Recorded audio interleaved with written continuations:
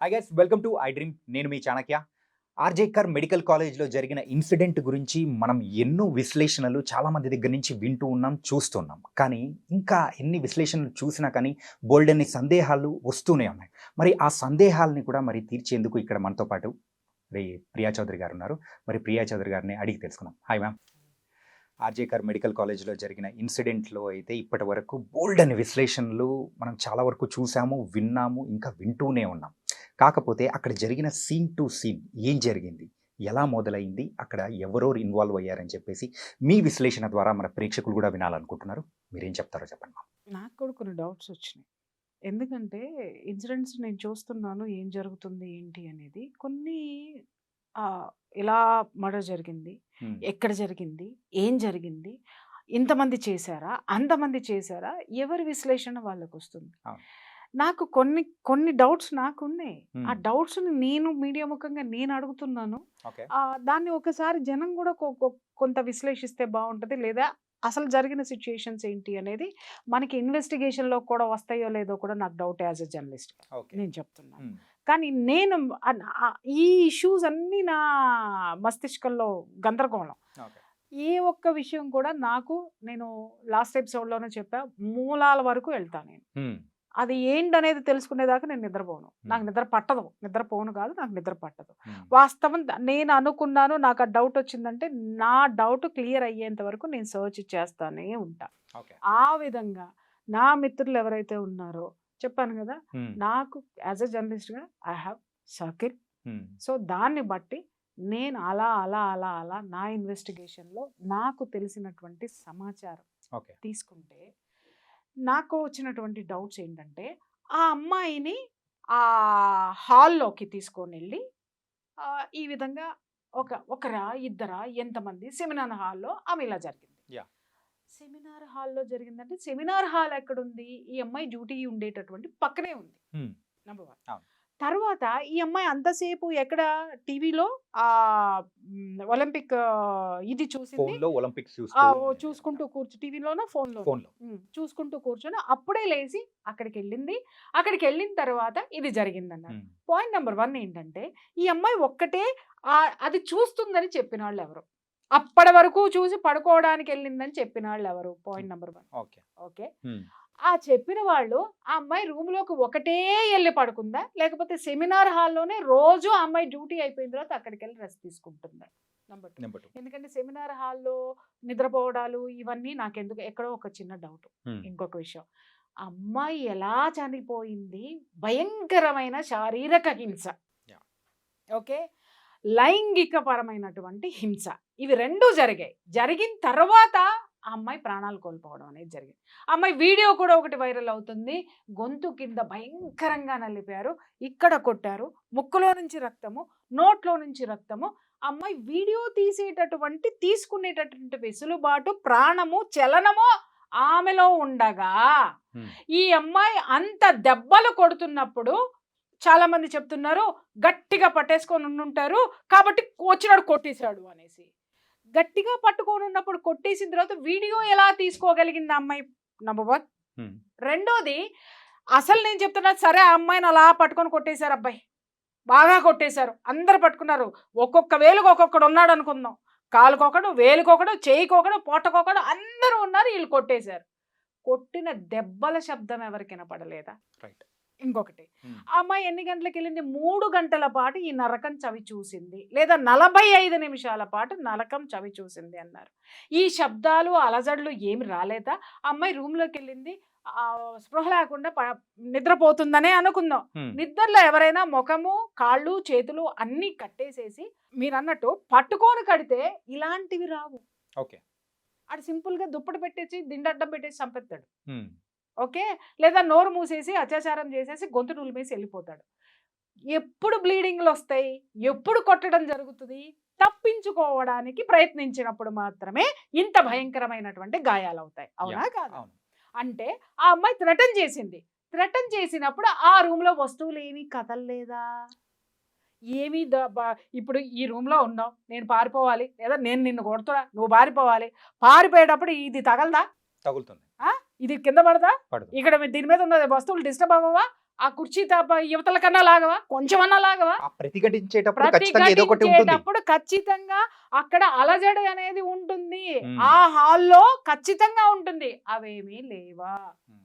ఇంకొక పాయింట్కి వచ్చిన తర్వాత అసలు ఆ అమ్మాయి అరవలేదు అనడానికి ఇక్కడ ఏ విధమైనటువంటి సాక్ష్యాధారాలు లేవు. అది నమ్మదగిందైతే మాత్రం కాదు. ఉమ్. ఎందుకు అనంటే ఆ అమ్మాయి మూతి మీద కొట్టారు, ముక్కు మీద కొట్టారు. మూతి మీద కొట్టారు అనంటే ఎవడన్నా చేయి పెట్టి ఉన్నాడు అరవకుండా అంటే వాడి చేతికి తగులుతుంది, కానీ అమ్మాయి చేతికి అమ్మాయి మూతిలో నుంచి బ్లడ్ రాదు కదా. Yeah. అంటే మూతి మీద నుంచి చేయి తీసేశారు కదా, తీసేసినప్పుడు కొట్టినప్పుడు అమ్మాయి అరవాలి కదా, అరిచినప్పుడు బయట ఎవరికి వినపడలేదా. ఇంకొకటి వినపడలేదు అనుకుంటాను కదా, పగలపూట కాదే రాత్రిపూట పిన్ డ్రాప్ సైలెన్స్గా ఉంటుంది. ఇంకొకటి అది గవర్నమెంట్ హాస్పిటల్, ఉమ్. 24/7 ఏదో ఒక కేసు యాక్సిడెంట్లను ఇంకొకటనో వచ్చి పోతానే ఉంటారు జనం యొక్క అలికిడి ఉంటుంది. ఉమ్. ఈ అమ్మాయి డ్యూటీ చేస్తున్నటువంటి రూమ్ నుంచి ఆ యొక్క సెమినార్ హాల్ ఎంత దూరంలో ఉంది, ఆ అంత దూరంలో ఉన్నటువంటి సెమినార్ హాల్లో జరిగేటటువంటి ఈ యొక్క ఘర్షణ ఎవరి దృష్టికి రాలేదా. ఎవ్వరూ కూడా సెమినార్ హాల్లోకి ఈ అమ్మాయి వెళ్ళగలిగింది, మిగిలిన డాక్టర్స్కి ఎవరికి అలసట రాలేదా, వాళ్ళు నిద్రపోదామని అనుకోలేదా, ఆ ఏరియాకి ఎవరు రాకుండా కాపలా కాసింది ఎవరు, ఆ ఏరియాలో జరిగి ఉంటే. రైట్. దీన్ని బట్టి ఇంకొక డౌట్ ఏమొస్తుందంటే అసలు ఈ సంఘటన ఆ ఏరియాలోనే జరగలేదు అనుకుందాం, ఉమ్. అసలు జరిగింది. నాకున్న ఇన్ఫర్మేషన్ ప్రకారము ఈ అమ్మాయి ఈ హాస్పిటల్లో జరుగుతున్నటువంటి ఆ యొక్క డ్రగ్స్ దందా కానివ్వండి, ఆ యొక్క సెక్స్ స్కాండల్ కానివ్వండి, ఆ యొక్క ఆర్గాన్స్ ట్రాఫికింగ్ కానివ్వండి, మెడికల్ మాఫియా. ప్రతి ఒక్క దాని గురించి కూడా ఈ అమ్మాయి ప్రతిఘటిస్తూ వస్తూ ఉంది. ప్రతిఘటిస్తూ వస్తూ కూడా ఈ అమ్మాయి సహించలేక వీటిని ఎందుకు మనము అంటే ఆ అమ్మాయి ఆర్గాన్స్ ట్రాఫికింగ్ గురించి పక్కన పెడదామండి. ఉమ్. ఓకే, ఇంకొకటి ఏంటి అనంటే ఆ డ్రగ్స్ గురించి కూడా పక్కకు పెడదాం, ఈ అమ్మాయికి సంబంధం లేదు డ్రగ్స్ గురించి. ఓకే. కానీ సెక్స్ స్కాండల్ దగ్గర మాత్రం ఈ అమ్మాయికి ఏదో ఒక విధంగా ఎక్కడో ఒక చోట సెగ తగిలి ఉండాలి కదా. ఖచ్చితంగా. సెగ తగిలినప్పుడు ఈ అమ్మాయి ప్రతిఘటించేటటువంటి సిచ్యుయేషన్లో ఉండాలి కదా. ఆ సిచ్యుయేషన్స్ ఉన్నప్పుడు ఈ అమ్మాయి స్నేహితులతోటి ఎప్పటికప్పుడు డిస్కస్ చేస్తూనే ఉంది, దీన్ని నేను ఊరుకోను, దీన్ని పై లెవెల్కి తీసుకెళ్తాను, పై లెవెల్లో ఎవరు వినలేదు అని అంటే పత్రికలకి మీడియాకి నేను దీన్ని డిస్క్లోజ్ చేస్తాను అనేటటువంటి ఆ యొక్క డిస్కషన్ ఆ ఫ్రెండ్స్ మధ్య జరిగింది. Yes. కొన్నాళ్ళుగా జరుగుతూ ఉన్నప్పుడు ఈ అమ్మాయిని బెదిరించడానికి ఈ సంఘటనకి ముందు కొన్ని ఇన్సిడెంట్స్ జరిగాయి. ఏంటంటే ఆ అమ్మాయి కారు పగలగొట్టడమో, అవును. లేకపోతే ఆ అమ్మాయి పోయేటప్పుడు ఇబ్బందులు కలగజేయడమో, ఆ అమ్మాయికి డ్యూటీలు వేయడంలో మనం చెప్పాం కదా భయంకరమైనటువంటి సాడిజాన్ని చూపించడం అనేది జరిగింది. అండ్ ఈ అమ్మాయికి డైరీ రాసే అలవాటు ఉంది. ఆ డైరీ కూడా అంటే ఆ పేజెస్ ఏదో చింపారని కూడా ఒక వార్త అనేది కూడా బయట ఇవన్నీ సర్క్యులేట్ వస్తాయి, అవుతూ ఉంది. ఎందుకంటే ఇప్పుడు మ్మ్. సుప్రీంకోర్టు అన్ని సుమోటోగా కేసు తీసుకుంది కాబట్టి ఎంక్వైరీలో డెఫినెట్గా ఇవన్నీ కనుక్కుంటావు. ఇక్కడ మ్మ్. కీలకమైనటువంటి అంశం ఇది చూడండి. ఆ రోజు రాత్రి కూడా సెమినార్ హాల్లో ఏం జరిగింది, యా. ఇక్కడ నాకు అందిన సమాచారం ఏంటంటే ఆ రోజు నైటు ఇదే ఫ్రెండ్స్ తోటి కూర్చొని ఫ్రెండ్స్ ఆ అమ్మాయికి అమ్మాయి ఇంకా సహించేటటువంటి సిచ్యుయేషన్లో లేదు, బరస్ట్ అయ్యేటటువంటి సిచ్యుయేషన్లో ఉంది, ఓపెన్ చేయడానికి సిద్ధపడిపోయింది. ఎందుకంటే ఆ అమ్మాయిని ఈ విధంగా కూడా మానసికంగా కూడా హింసించేస్తున్నారు. ఆ అమ్మాయి కారు అద్దాలు పగలగొట్టడం కానివ్వండి, ఆ అమ్మాయిని డ్యూటీ చేయడం కానివ్వండి, ఇంకొక విధంగా పరోక్షంగా చాలా చేయొచ్చండి. ఇవన్నీ చేస్తుండే ఇంకా అమ్మాయి ఇక నా వల్ల కాదు, నేను ఎట్టి పరిస్థితుల్లో దీన్ని సహించే ప్రసక్తే లేదు, దీన్ని ఎక్కడ డిస్క్లోజ్ చేయాలో అక్కడ చేసేస్తాను అని చెప్పేసి అని పట్టుబట్టి కూర్చుంటే ఆ అమ్మాయిని కూర్చోబెట్టి ఫ్రెండ్స్ ఒక ముగ్గురు కూర్చొని డిస్కషన్ ముగ్గురు మధ్య జరిగింది. నువ్వు బయటికి వెళ్ళకు, నువ్వు చెప్పకు, నువ్వు చెయ్యకు అని. ఈ అమ్మాయి వినలేదు. మ్మ్. కారణం ఏంటి అనంటే ఈ అమ్మాయి నేనే కాదు ఎంతో మంది ఉన్నారు, నేను ఎందుకు ఊరుకోవాలి, ఎందుకంటే ఈ అమ్మాయిలో పోరాడే నైజం ఉంది, Yeah. ఎదుర్కొనే శక్తి ఉంది, దమ్ము ఉంది, ధైర్యం ఉంది. కాబట్టి ఆ యంగ్ బ్లడ్ నేను దీన్ని సహించను, దీన్ని డెఫినెట్గా నేను బయట పెట్టే తీరుతాను అని అనేసరికి ఆ ముగ్గురు మధ్య ఏదైతే డిస్కషన్ జరిగిందో దాంట్లో ఉన్నటువంటి ఒక అమ్మాయి యొక్క బాయ్ ఫ్రెండ్ ఈ డ్రగ్స్ దందాకి, సెక్స్ రాకెట్కి, ఈ ఆర్గాన్స్ ట్రాఫికింగ్కి సంబంధించినటువంటి Person. పర్సన్.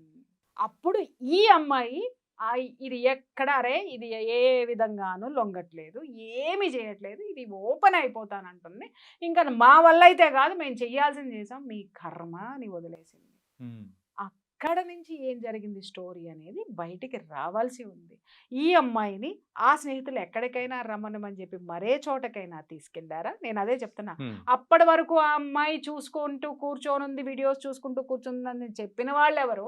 సెమినార్ హాల్‌కి వెళ్ళి పడుకోంది అని చెప్పిన వాళ్ళిద్దరిని కూర్చోబెట్టి మాట్లాడిస్తే అసలు హంతకులు, అసలు హిస్టరీ, సీన్ టు సీను, మొత్తం సీన్ ఆఫ్ ఎఫెన్స్ మొత్తము సుప్రీంకోర్టుకి వచ్చేస్తుంది, చేతిలో ఆ రిపోర్ట్ వచ్చేస్తుంది. అండ్ ఇంకొకటి ఏంటంటే వాళ్ళ డాడ్ చెప్పిన దాని ప్రకారము ఆ అమ్మాయి చనిపోయిన తర్వాత కూడా ఆ క్రిమేషన్ చేసే టైంలో కానీ ఆ రోజు మెయిన్‌గా చెస్ట్ డిపార్ట్మెంట్‌లో ఎవరైతే ఉన్నారో వాళ్ళ స్నేహితులు కానీ ఎవరైనా కానీ వాళ్ళ తల్లిదండ్రులకు కూడా మినిమమ్ సహకరించలేదంట. అదే చెప్తున్నాను కదండి. మినిమమ్ అంటే మినిమమ్ కూడా సహకరించలేదంట. సహకరించలేదు అంటే ఎంత భయభ్రాంతులకు గురి చేశారు? లేదా ఈ అమ్మాయి మీద జరిగేటటువంటి దాడి ముందే అందరికీ తెలిసిపోయిందా? సహకరించలేదు ఇన్ ద సెన్స్ ఏంటంటే, ఆ ఘోరాన్ని వీళ్ళల్లో కొంతమంది చూసి మిగిలిన వాళ్ళకి జారేసి ఉండొచ్చు కదా! యాహ్! అంటే ఎవరో ఒకళ్ళు చూసారు. ఎవరో ఒక ఇద్దరు చూసారు. ఆడపిల్లలే చూసారు. లేదా మగపిల్లలు తోటి డాక్టర్స్ చూసారు. తోటి మెడికోస్ చూసారు. చూసిన తరువాత భయంతోటి సహకరించలేదు. ఇక్కడ మనము ఎవరిని అందరిని తప్పు అని అనొద్దు. లేకపోతే అందరిని ప్రాణభయం చాలా మందికుంటది. అక్కడ అకృత్యాలు ఎందుకు బయటికి రాలేదు ఇన్నాళ్ళు అనంటే ప్రాణభయంతోటి ఎవడు చెప్పలేదు. అవును. నాకెందుకులే అని ఉదాసీనతతోటి ఇంకొకడు. రైట్. నేను చదువుకొని బయటికెళ్ళిపోతే నా డిగ్రీ సర్టిఫికేట్ నాకొచ్చుదిలే అని లొంగిపోయిన లొంగనటువంటి అమ్మ, సర్టిఫికేట్లు తీసుకొని బయటికెళ్ళిపోయినటువంటి వాళ్ళు, నాకెందుకులే అనుకోని వెళ్ళిపోయినటువంటి వాళ్ళు, స్వార్థంతో వెళ్ళిపోయిన వాళ్ళు ఉండొచ్చు. స్వార్థపరులున్నారు, ఉదాసీనులున్నారు, భయంతో భయంతో ఉన్నటువంటి ఉన్న వాళ్ళు ఉన్నారు. పిరికి వాళ్ళు ఉన్నారు. వీళ్ళందరి మధ్య ఆ కాలేజీ సక్సెస్‌ఫుల్‌గా 23 సంవత్సరాల నుంచి ఇదే దందాలు నడుస్తుంటే, చివరికి ఈ అమ్మాయి నోరు విప్పి ధైర్యంగా ముందుకొచ్చి, ఎన్నాళ్ళు భరిస్తాం మనం, సిగ్గులేదా అని చెప్పేసని అడిగినందుకు పగడ్బందీగా పక్కా స్కెచ్ తోటి పక్కన ఉన్న ఫ్రెండ్స్ యొక్క సహకారంతోటే ఇది జరిగింది. వాళ్ళని వదిలేసి ఎవడో దారిన పోయేవాడు బ్లూటూత్ పెట్టుకుని లోపలికెళ్ళాడు, బ్లూటూత్ జారిపడిందని వాడు రాయల్‌గా వచ్చి నన్ను చంపుతారా చంపుకోండి. అంత దౌర్జన్యం చేసిన వాడు అలా మాట్లాడ్డాడు. వాడికి ఏంటి అనంటే వీళ్ళందరితోటి వాడికి సంబంధాలున్నాయి. హ్మ్. ఇది ముందే ప్లాన్ ప్రకారం జరిగింది. వాడిని అరే నువ్వు పోరా, ముందు నువ్వు లోపలికి పోరా, తర్వాత మేము బయటికి తీసుకొస్తామన్నారు. ఎందుకంటే వాడికి కూడా ఆ జీవన పోరాటం అంతా కూడా ఏంటంటే లాటరీ అన్నమాట వాడికి. నలుగురు భార్యలు వాడిని వదిలేసిపోయారు. ఒక ఆవిడ చచ్చిపోయింది, ముగ్గురు పారిపోయారు. వాడు ఎక్కడో చోట ఏదో ఒక నీడన వాడు బ్రతకాలి. వాడికి ఒక ఇది కావాలి కాబట్టి ఇలాంటి ఇంత నేర చరిత్ర ఉన్నవాడు కూడా పోలీసింగ్‌లో ఉన్నాడు అనంటే, ఇలాంటి వాటికి పనికొచ్చేటటువంటి వాళ్ళు ఉన్నారక్కడ. పెట్టుకున్నారక్కడ వాళ్ళని. సో, కాబట్టి ప్రభుత్వం మాదే, నేను ప్రభుత్వంలో ఉన్నాను, నా చుట్టూ వీళ్ళందరూ ఉన్నారు, వీళ్ళందరూ కాపాడతారు అనుకోని వాడు చెప్పినటువంటి విషయము ఇక్కడ జరిగింది. హ్మ్. అప్పుడెప్పుడో మనం ఒక సీన్ చూసాం. బావ కళ్ళల్లో ఆనందం చూడటానికి నేను చంపేసాను అనంగానే వాడెక్కడో చచ్చిపోయాడు చూసారా? హ్మ్. వాడికి సంబంధం లేదు. కానీ ఒకడు ఎట్లా బలైపోయాడు? యాహ్! ప్రలోభము, లేకపోతే వాత్సల్యము, ఫ్రెండ్‌షిప్ ఏదైనా ఉండొచ్చు. ఎ ఒక హంతకుడికి ఎప్పుడు కూడా పాపభీతి ఉంటుంది. ఒక హంతకుడికి ఎప్పుడు కూడా ప్రాణభయం ఉంటుంది. ఎంత కరడుగట్టిన వాడైనా సరే, ఎక్కడో ఒక చోట వాడి ఫేస్‌లో అది చేసిన దారుణానికి వాడికి సంబంధించినటువంటి ఛాయలు వాడి కళ్ళల్లో కనిపిస్తాయి. చాలా రేర్‌గా ఉంటాయి. నాకేంటి, నేనెందుకు చేశాను, పర్వర్టెడ్ నేచర్ ఉన్నటువంటి వాడిలో ఉంటాయి.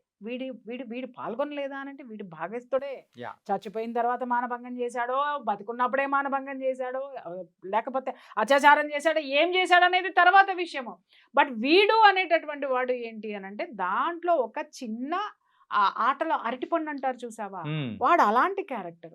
కానీ స్కెచ్ ఏసింది మాత్రము, ఈ అమ్మాయిని దొరకబట్టింది మాత్రము, ఈ అమ్మాయి ఇంత భయంకరమైనటువంటి రాక్షసత్వానికి గురవ్వడానికి ఆ అమ్మాయి చుట్టూ ఉన్నటువంటి స్నేహితురాళ్ళు మాత్రమే. కావాలంటే రేపొద్దున ఇన్వెస్టిగేషన్‌లో ఇవన్నీ సుప్రీంకోర్టు, సిబిఐ నిగ్గుదేల్చాల్సినటువంటి విషయాలు. ఎందుకంటే ఒక ఆడపిల్ల చుట్టూ కనీసం పని చేసే దగ్గర ఫ్రెండ్స్ ఉంటారా అమ్మ? ఆడపిల్లలు ఉండరా? లేకుండా ఉన్నారా? ఉంటారు. మగపిల్లలు ఖచ్చితంగా లేరా? ఉంటారు. లేకుండా ఉన్నారా? ఈ స్నేహితులే కర్త, కర్మ, క్రియ. ఏది ఈ సంఘటన జరగడానికి. హ్మ్. చేసిన వాడు ఎక్కడున్నాడు అనేది వాడు బయటకొస్తాడు. ఇంకొకటి మేజర్ ఏంటి అనంటే ఈ హాస్పిటల్ మొత్తం ఎవడి చేతిలో ఉంది? అది యొక్క ది గ్రేట్ కళాదిది మేనల్లుడి చేతిలో ఉంది. హ్మ్. కాబట్టి మేనత్త అక్కడ కూర్చున్నప్పుడు పరిపాలన మొత్తం వీడిదే కదా! ఎందుకంటే ఆవిడకి పిల్ల లేదు, పీసు లేదు, సంసారం లేదు. ఆ తర్వాత వారసుడిని నేనే అనుకున్నాడు. వాడు చేసుకుంటూ వచ్చాడు. సో, తిలా పాపం తలా పిడికెడు. ఇక్కడ ఒక ఆడపిల్లని భయంకరంగా పొట్టన పెట్టుకున్నది సాటి స్నేహితులే. ఇంకా ఇక్కడ ఒక కీలకమైనటువంటి విషయం నేను ప్రస్తావించాను. ఇలాంటి ఇష్యూస్ జరిగినప్పుడు ఆడపిల్లలు పేరెంట్స్కి చెప్పరా? ఆ అమ్మాయి అంతకు ముందే ఒత్తిళ్లను ఎదుర్కొంది, మానసికంగా ఒత్తిళ్లను ఎదుర్కొంది, పేరెంట్స్కి చెప్పలేదా అనే క్వశ్చన్ చాలా మందికి రావచ్చు. అలాగే మెడికోస్ కూడా పడుతున్నటువంటి మానసిక క్షోభ పేరెంట్స్కి చెప్పట్లేదా అంటే చాలా మంది చెప్తారు. కానీ పేరెంట్స్కి కనిపించేది ఏంటి? రెండు. ఒకటి ఆ అమ్మాయి తెచ్చుకునే సర్టిఫికెట్, రెండోది వీళ్ళు కట్టినటువంటి డబ్బు, ఖర్చు పెడుతున్నటువంటి డబ్బు. అమ్మ కొంచెం నీకెందుకు, కళ్ళు మూసుకో, ఇంకొక సంవత్సరం అయితే అయిపోతుంది, ఇంకా 2 సంవత్సరాలు అయిపోతుంది, ఇంకొక వీళ్ళు అనుకుంటున్నారు సంవత్సరానికి ఎన్ని వారాలు ఉన్నాయి? 52 వారాలు. 52. ఓకే, సంవత్సరం ఒకటే కానీ దాంట్లో 52 వారాలు ఉన్నాయి. ఎన్ని రోజులు ఉన్నాయి? 365 రోజులు ఉన్నాయి. ఎన్ని గంటలు ఉన్నాయి? 24 × 365 అవర్స్ ఉన్నాయి. 300 అంతకి ఇంటూ 60 సెకండ్స్ వేసుకోండి.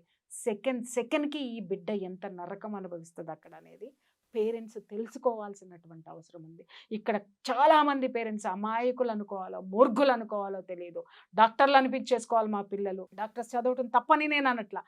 అక్కడ జరుగుతున్న వాటిని మీ పిల్లలు ఎప్పుడైతే చెప్పారో, చెప్తున్న తల్లులు చెంగు దోపి హాస్పిటల్కి వెళ్ళి చెడుగుడు ఆడుకోండి. నా బిడ్డకి ఇలా జరిగిందా, కొడకల్లారా సంపుతా మిమ్మల్ని, నరుకుతా మిమ్మల్ని అని ప్రతి తల్లి తిరగబడితే, పబ్లిక్ తిరగబడితే ఎవడు మాత్రం ఏ దాష్టికం చేస్తాడు చెప్పండి? నీకు వచ్చే స్టూడెంట్ యొక్క పేరెంట్సే ఒక దీని కింద ఉన్నారంటే స్టూడెంట్సే లేకపోతే నీ కాలేజ్ ఎలా ఉంటుంది? చచ్చినట్టు నీకు అనుగుణంగా ఆ కాలేజ్ ఉంటుంది. బట్ ఇక్కడ ఎవరికి అనుగుణంగా ఎవరిని ఉంచారు అంటే దౌర్జన్యాలకి, దుర్మార్గాలకి అనుగుణంగా జనమే అటువంటి దుర్మార్గుల చేతిలో పెట్టింది కాదా? ఇదంతా తప్పెవరిది? ఇన్ని సంవత్సరాల మట్టి జరుగుతున్నటువంటి దుర్మార్గాల్ని చూసి ఉదాసీనంగా ఉన్నటువంటి సమాజానికి తప్పు కాదా? ఆ సమాజంలో కాలేజీకి పంపించేటటువంటి పేరెంట్స్ తప్పు కాదా? ప్రతిఘటించినటువంటి అక్కడ ఉన్న యువత తప్పు కాదా? అక్కడ ఉన్న పౌరుడి తప్పు కాదా? అందుకే అన్న తిలా పాపం తలా తలా పిరికెడు.